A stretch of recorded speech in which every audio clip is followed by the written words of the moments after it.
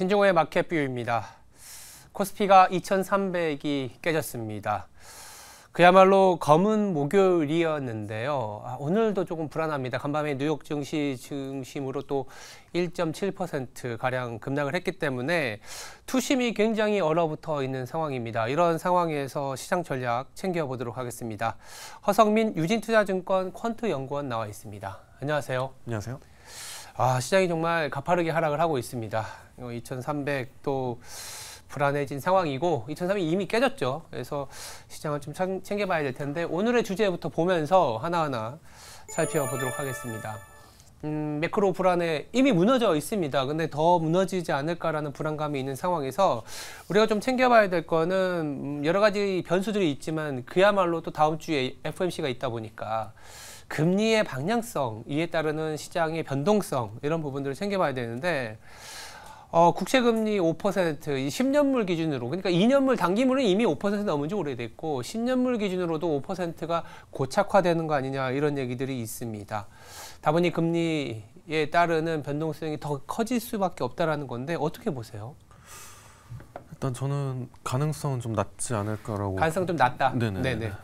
일단은 지금 GDP가 좀 쇼크가 좀 나온 상황이잖아요. GDP 쇼크? 아주 상방으로. 좋게. 너무 좋게 나와서 네. 사실 약간은 당황스럽긴 한데 어쨌든 명목 성장률 자체가 이제 어떻게 보면 미국 10년 국채 이제 금리가 어떻게 보면 향후에 한 5에서 10년간의 평균적인 이런 미국의 성장률을 나타내는 그런 대표적인 이제 지표로도 볼 수가 있는데요. 네. 그 말은 이제 어쨌든 시장이 미국의 향후 성장률이 어쨌든 평균적으로 5% 정도다, 10년 정도 평균이 이렇게 보고 있는 상황인데 네. 명목 성장률만 따지면 사실 지난 분기까지만 해도 결국 2%대였기 때문에 애니얼로 이제 그러면 거기에서 명목으로 물가까지 합산하면은 5에서 6%가 좀 더 이제 뭐 적정으로 볼 수가 있는 거고 네. 다만 너무 가파르게 오른 감이 있기 때문에 그렇죠. 그리고 그 요인 자체를 살펴보면 결국에 국채 발행 관련한 좀 공급 우려로 인한 상승폭이 좀 큰 부분도 있었고 그렇기 때문에 5% 이상으로 좀 급격하게 상승하기에는 아무래도 미국의 이제 명목 성장률만 감안했을 때는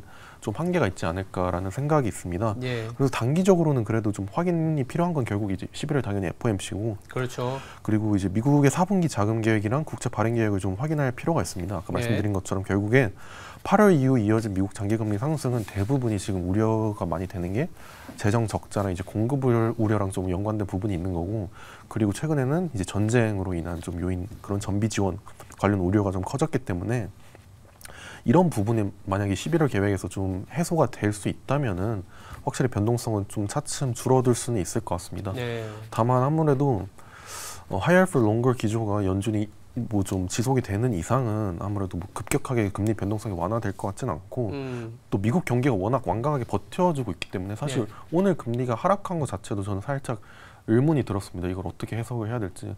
시장이 어떻게 보면 물가 하락과 경기는 완만하게 이제 어쨌든 생각보다 좋을 것이다라는 약간 골드락스 이런 분위기를 읽는 것인지 잘 읽기는 어려웠는데 이건 제가 보기 인과관계가 바뀐 것 같아요. 원래는 금리가 이제 주가에 좀 최근에 영향을 끼치는 분위기였다면 지금은 오히려 과도한 위험 자산의 이런 하락이 오히려 조금 채권에 대한 수급으로 몰린 게 아닌가라는 생각이 들고요. GDP 성장률만 보면 지금 되게 높게 나온 게 맞기 때문에 3분기가 그렇기 때문에 오히려 지금 채권 가격 자체는 오히려 떨어지는, 그러니까 금리가 올라가는 게 자체가 좀 맞는 방향이라고 보여지거든요. 그렇기 때문에 어쨌든 금리 자체는 빠르게 내려가지는 않겠지만 더 올라가긴 좀 힘들 거고. 네, GDP가 지금 높게 나온 건 맞지만 이게 뭐 향후 계속 이어질 것이냐 하면은 그건 아닙니다. 뭐 침체가 또 빠르게 오지도 않겠지만 그렇기 때문에 어쨌든 금리가 좀 변동성이 빠르게 완화되지는 않겠지만 좀 오래 유지될 것 같고, 이런 관점에서는 저는 좀 미국 국채를 싸게 좀 매입할 수 있는 기회가 있지 않을까. 네네, 좀 길게 있지 않을까. 내년 상반기까지는 그렇게 하고. 이렇게 보면 될 것 같아요. 5% 10년물이 5%를 뛰어넘고 나니까 사실상 이 금리 수준을 미국의 성장률이 아무리 좋다 한들 버틸 수 있을까라는 그런 뭐 기대와 그런 우려가 미국채 수요를 사면서 이제 가격이 좀 안정된 것도 있고, 또 간밤에 GDP는 서프라이즈하게 나왔지만 국채 시장이 좀 안정을 찾았던 게 물가였거든요. 3분기 PC가 2%대로 들어오면서 이게 그래도 물가가 안정되는구나 하면서 물론 이제 안전자산 수요도 있었지만 물가가 안정되는 부분에 더 점수를 줬었던 것 같습니다. 그리고 이제 월별로 발표되는 PC 가격 지수도 이제 오늘 저녁에 아마 예정이 되어 있는데 중요한 거는 그거 같아요. 이제 앞으로 이제 가격은 또 어떻게 될 것인지 가격이 좀 안정을 찾아준다면 연준의 스탠스가 완화될 거고 그렇게 되면 국채 금리도 또 안정을 찾을 수 있다 이렇게 논리가 될 수 있거든요. 어떻게 보세요? 사실 되게 여러 요인이 있는 것 같아요. 네. 혹시 제가 좀 여쭤보고 싶은 게 네, 최근에는 뭐 요인으로 지적됐던 게 엔달러가 있었잖아요. 엔달러. 네, 엔달러 엔화가 약해지면서. 네네 약해지면서 그게 국채 매각 압력으로 좀 지속이 될 수 있다라는 건데 이게 지금 이제 최근에 다시 이제 150달러 이제 엔 선을 좀 위협을 하고 있는 상황이라. 네. 아무래도 국채 매각 압력이 좀 높아질 수도 있는 이런 요인은 좀 고려를 할 필요가 있는 것 같긴 한데 네. 이 부분은 혹시 어떻게 생각하세요? 엔화요? 네네. 엔달러? 뭐 대답을 이어가자면 저는 사실은 이제 일본의 국채 매수 여력도 조금씩은 높아질 수 있다라고 생각은 하고 있어요. 왜냐하면 기본적으로는 우리가 봤을 때 국채 시장이라는 거는 우리가 뭐 수급만 보면 뭐 예를 들어서 재정 적자를 위해서 국채를 발행해야 되고 그렇게 되면 뭐 이제 수요보다는 공급이 많아지니까 가격이 빠지고 국채 금리가 오른다고 하잖아요. 근데 지금 보시면 국채 시장에서 외국인의 비중이 그래도 높습니다. 일본이 많고. 일본이 아니더라도 만약에 지금 5%의 미국의 국채 금리 그리고 지금 위험 자산이 이렇게 처참히 무너지고 경제가 조금 더 안 좋아지는 국면 그리고 다음 주에 FOMC에서 연준이 조금 더 허키시한 내지는 또 약간 멈춰주는 시그널이 나온다면 더 국채가 올라가지 못할 거예요. 그러면 누구라도 저도 만약에 돈을 많이 갖고 있으면 국채 사고 싶거든요. 5% 상당히 매력적인 구간이지 않습니까? 그래서 맞습니다. 일본도 사실은 YCC도 이제 철회하면서 더불어서 엔화가 너무 약해지는 거를 또 방지하기 위해서라도 이 국채, 미국의 국채를 좀 사려는 수요가 있지 않을까. 저는 좀 그렇게 생각이 들어서 알겠습니다. 조금 국채 시장에 최근에 약간 뭐 텐트럼 비슷하게 가격이 급락을 했는데 조금 안정세를 갖고 가지 않겠냐. 그에 따라서 주식시장도 좀 이제는 뭐 오늘도 좀 약간은 변동성이 있긴 하겠지만 2300이 깨진 이후에는 좀 안정된 그런 모습을 보여드릴 수 있다. 이렇게 얘기가 되고 있고 그러면 이제 그러면 다시 이제 돌아와서 물가 또 빼고 중요한 건 실적이에요. 맞습니다. 우리가 가격이 이렇게 2,400을 깨고 내려왔고 S&P도 이제 4,000 뭐 한 100선까지 왔나요? 상당히 많이 200일선도 깨지고 나스닥은 여기서 그러면 시장을 돌릴 수 있는 거는 금리는 이제 그래 탑을 봤어. 금리가 이 탑인 상황에서 실적이 그래도 잘 나와주면 내지는 실적이 약간 미스하더라도 앞으로 개선될 수 있다는 방향이 나온다면 시장은 또 회복을 할 수 있거든요. 근데 간밤에 메타도 그렇고 최근에 알파벳도 그렇고 마이크로소프트는 조금 상대적으로 견조했습니다만 이전의 실적 시즌하고는 좀 달라요. 빅테크들이 그래도 빅테크다라는 얘기를 못 해주고 있고 오히려 빅테크가 변동성을 자극시키고 있는 그런 구간인데 어떻게 보세요? 알파벳이 던지는 시사점 그리고 최근에 빅테크가 변동성을 조금 더 유발시키는 그런 원인이 무엇이 있는지 궁금합니다. 사실 IT의 이제 실적은 조금 안 좋을 거라고 생각은 했는데 네. 근데 이제 기대보다 좀 하락폭이 큰 거는 아무래도 시장 기대치가 좀 지나치게 높았던 탓이 좀 큰 것 같습니다. 그래서 뭐 결론적으로만 보면 사실 뭐 침체 얘기가 계속 있었지만 결국에 어쨌든 알파벳 주가 연초에 56% 올랐고 마이크로소프트는 38%나 올랐기 때문에 이거는 제가 보기에 알파벳 실적에 부진했다기보다는 기대치가 너무 높았던 탓이 좀 큰 것 같고요. 기대가 너무 높았다. 네네. 그리고 이제 뭐 빅테크가 당연히 주도를 하긴 했는데 사실 너무 빅테크 위주로만 너무 주도를 했던 경향이 있었습니다. 뭐 침체를 뭐 미국이 피해갔다는 얘기가 많이 있긴 했지만 지금 뭐 최근에 낙폭이 생기기 전에도 보면은 결국에는 3,000개 기업들 이제 MSCI AC 월드라고 3개 지수가 있는데요. 거기 포함되어 있는 3,000개 기업들 대부분이 좀 하락을 하고 있었습니다. 어쨌든 지금 최근에 낙폭이 생기기 이전에요. 그리고 빅테크를 제외하면은 결국에 미국 주가도 결코 좋지 않은 상황이었어요. 그렇기 때문에 지금 빅테크 자체가 하락하는 거는 사실 뭐 그렇게 너무 시장의 기대가 뭐 컸다 이렇게 좀 해석을 할 수 있을 것 같고요. 그리고 지금 빅테크 주도로 이게 지수에서 미국 비중이 차지하는 게 너무 큽니다. 지금 61%나 되는데 네. 사실 어떻게 보면 미국 기업들의 지금 PER로만 보면은 지금 16배입니다. 아직까지. 그렇기 때문에 비싸다. 고금리인데도 아직도 미국 증시는 좀 비싸다고 볼 수 있을 것 같아요. 지금 낙폭을 감안을 해도. 그래서 미국이 여전히 프리미엄이 있는 상황이고 그렇기 때문에 아무래도 빅테크가 좀 낙폭이 좀 크게 나타난 면이 있는 것 같은데 네. 제가 보기에 이 이제 프리미엄 자체가 단기적으로 바뀔 것 같진 않아요. 미국 기업에 대한. 왜냐하면 지금 낙폭이 되더라도 그러면 코스피나 그러면 신흥국 위주로 다시 좀 봐야 되느냐 하면은 그것도 아닌 것 같은 게 일단 그 네. 계기가 일단 달러 강세 위주 뭐 이런 얘기도 있는 거고 네. 그리고 제조업 경기 반등 이제 지금 기대가 있긴 한데 네. 지금 결국에 제조업 반등이 되면은 이제 결국 코스피에는 호재로 이제 작용할 수도 있고 거기에 대한 선행 지수로 제가 말씀을 예전에 드렸던 게 이제 PMI 지수를 예. 감안할 수가 있는 건데 이게 과연 반등 기대가 유지가 될지는 확실하지는 않은 상황인 것 같습니다. 네. 아무래도 미국보다 이제 결국 유럽이나 아시아 쪽의 제조업 비중이 높기 때문에 그럼 제조업 반등이 결국 미국 이외 국가들에 좀 기회를 줄 것으로 좀 예상이 되는 상황이긴 한데 제조업 반등이 우리가 생각하는 것만큼 지금 반도체 바닥론이 나오고 있는 것만큼 네.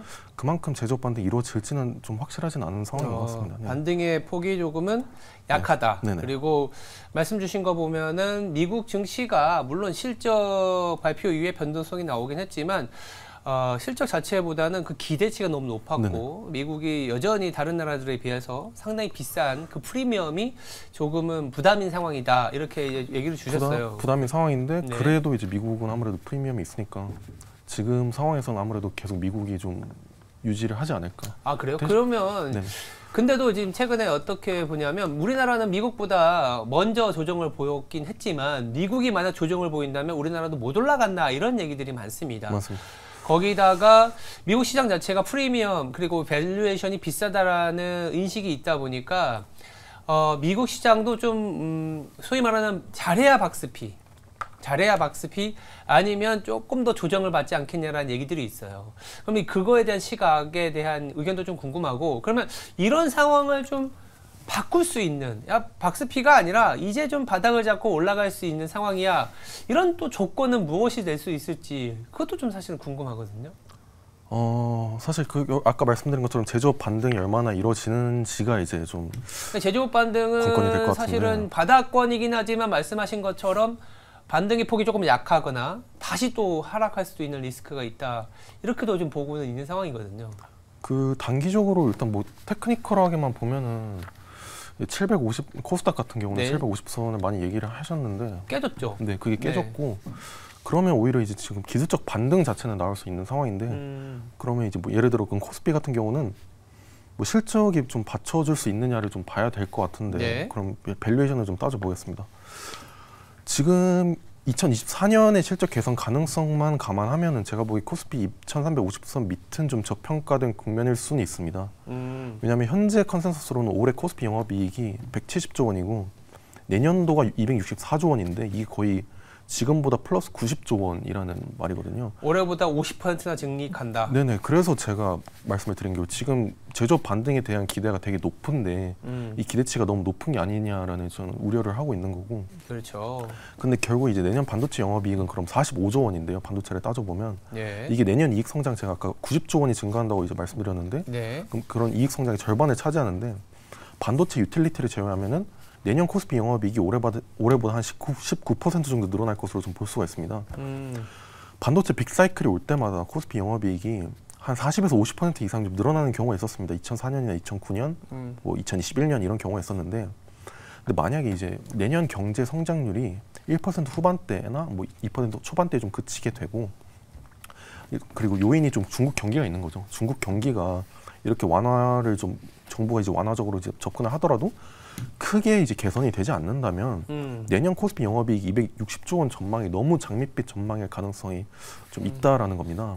그동안 연간 코스피 영업이익과 이제 코스피 일평균 지수 간 관계로 보면은 내년 코스피 영업이익 264조 원 수준에서 내년 코스피 적정 수준이 4,000선에 넘습니다. 그렇게 치면은 2020년 이제 올해 초반에 나온 그런 급격한 랠리가 내년에도 나타날 수 있다라는. 그러니까 지금 260조 원. 그러니까 네네. 지금 정리해 보면 저도 이제 데이터를 보고 있기 때문에 네. 현재 2024년에 대한 코스피의 영업이익이 264조 원을 보고 있어요.